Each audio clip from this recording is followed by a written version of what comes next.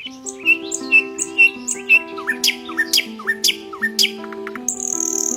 বছৰত সমগ্ৰ ৰাজ্যত মুষলধাৰ বৰষুণৰ ফলত সৃষ্টি হোৱা বানপানীয়ে শস্য সম্পত্তি আৰু পশুধনৰ লগতে জনজীৱনৰ ব্যাপক ক্ষতি সাধন কৰে।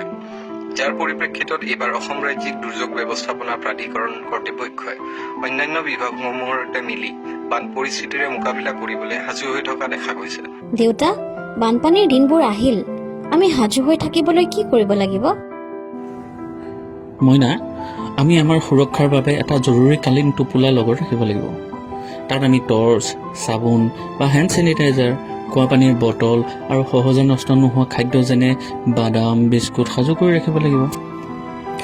লগতে প্ৰয়োজনীয় ঔষধ, জৰুৰীকালীন যোগাযোগ নম্বৰৰ তালিকা আৰু পানী সোমাব নোৱাৰা মোনাত গুৰুত্বপূৰ্ণ নথিপত্ৰসমূহ ভৰাই ৰাখিব লাগিব। ঠিক আছে দেউতা, মই এতিয়াই যাওঁ আৰু এই বস্তুবোৰ সাজু কৰোঁগৈ।